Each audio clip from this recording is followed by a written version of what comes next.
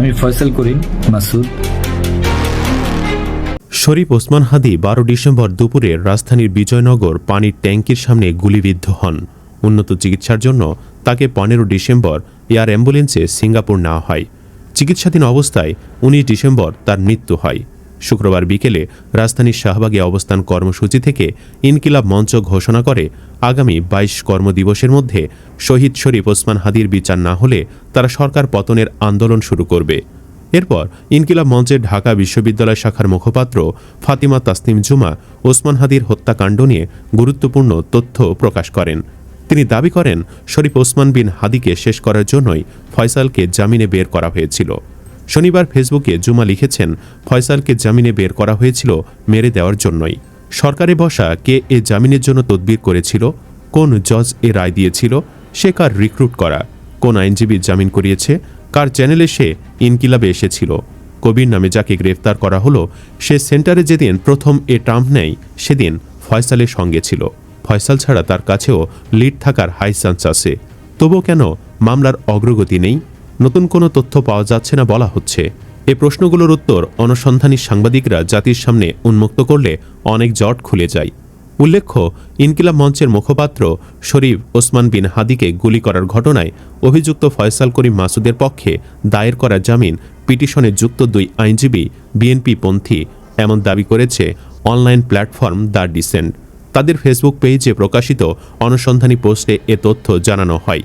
পোস্টে বলা হয়, ফয়সাল করিম মাসুদের পক্ষে জামিন পিটিশন দায়ের করেছেন আইনজীবী মোহাম্মদ মাহফুজার রহমান। তিনি বিএনপির কেন্দ্রীয় নেতা ব্যারিস্টার কায়সার কামালের ঘনিষ্ঠজন এবং বাংলাদেশ জাতীয়তাবাদী ছাত্রদলের সাবেক সহ আইন সম্পাদক। দ্য ডিসেন্ট আদালত থেকে সংগৃহীত নথি, ওকালতনামা এবং সুপ্রিম কোর্ট বার অ্যাসোসিয়েশনের সদস্য তালিকার তথ্য মিলিয়ে বিষয়টি নিশ্চিত হওয়ার দাবি করেছে। এদিকে ঢাকা বিশ্ববিদ্যালয়ের আলোচিত শিক্ষক শেহরিন আমিন মনামি বলেছেন, ইনকিলাব মঞ্চের মুখপাত্র শহীদ শরীফ ওসমান হাদির হত্যাকাণ্ডের বিচার রাজপথ দখল না করা পর্যন্ত হবে না। শুক্রবার বিকেলে শাহবাগে ইনকিলাব মঞ্চের অবরোধ কর্মসূচিতে অংশ নিয়ে গণমাধ্যমের সঙ্গে কথা বলার সময় এমন মন্তব্য করেন তিনি। শেহরিন আমিন মনামি বলেন, এখানে আমরা যারা একত্র হয়েছি আমরা একটা দাবিতে এসেছি। আমরা আমাদের শহীদ ওসমান হাদির হত্যাকাণ্ডের বিচার চাই।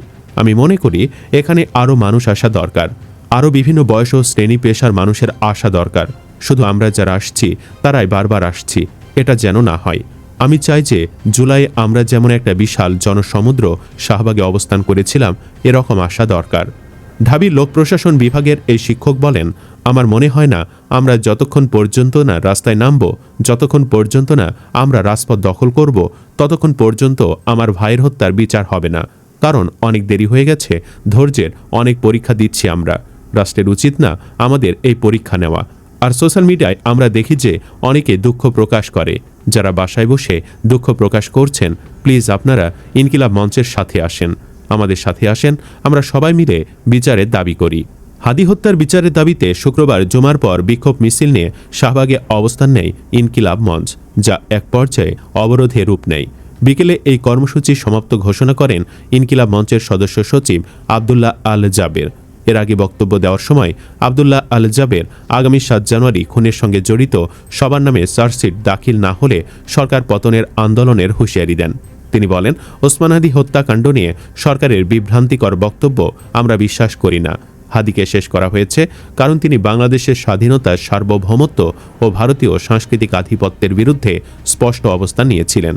ঘটনার 21 দিন পেরিয়ে গেলেও সরকার এখনও প্রকৃত ঘাতকদের শনাক্ত ও গ্রেফতার করতে ব্যর্থ হয়েছে, যা সরকারের সদিচ্ছার অভাবের প্রমাণ। হুঁশিয়ারি দিয়ে জাবের বলেন, এই মিশনের পেছনে যাদের হাত রয়েছে তাদের সবাইকে আইনের আওতায় এনে চার্জশিট দিতে হবে। তা না হলে 7 জানুয়ারির পর সরকার পতনের আন্দোলন শুরু করা হবে। উল্লেখ্য, এর আগে ত্রয়োদশ জাতীয় সংসদ নির্বাচন ও গণভোটের তফসিল ঘোষণার পরদিন 12 ডিসেম্বর দুপুরে ঢাকার পুরানা পল্টনের বক্স কালভার্ট রোডে দুর্বৃত্তরা ওসমান হাদিকে মাথায় গুলি করে আহত করে। তাকে প্রথমে ঢাকা মেডিকেল কলেজ হাসপাতাল এবং পরে এভারকেয়ার হাসপাতালে নেওয়া হয়। অবস্থার অবনতি হলে উন্নত চিকিৎসার জন্য 15 ডিসেম্বর সিঙ্গাপুরে নেওয়া হয়। 19 ডিসেম্বর সন্ধ্যায় হাদির মরদেহ দেশে আনা হয়। 20 ডিসেম্বর দুপুর 2:30টায় জাতীয় সংসদ ভবনের দক্ষিণ প্লাজায় লাখো জনতার উপস্থিতিতে হাদির জানাজা অনুষ্ঠিত হয়। জানাজার পর তাকে জাতীয় কবি কাজী নজরুল ইসলামের সমাধি চত্বরে দাফন করা হয়। সুপ্রিয় দর্শক, যেহেতু হাদির ঘাতক ফয়সালকে জামিন করিয়েছে বিএনপির আইনজীবী, সেহেতু আপনার কি মনে হয় এই ঘটনায় আসলে কে জড়িত? কমেন্ট বক্সে জানিয়ে দিন আপনার মতামত। ভিডিও ভালো লাগলে লাইক দিন এবং চ্যানেলটি সাবস্ক্রাইব করুন। ধন্যবাদ।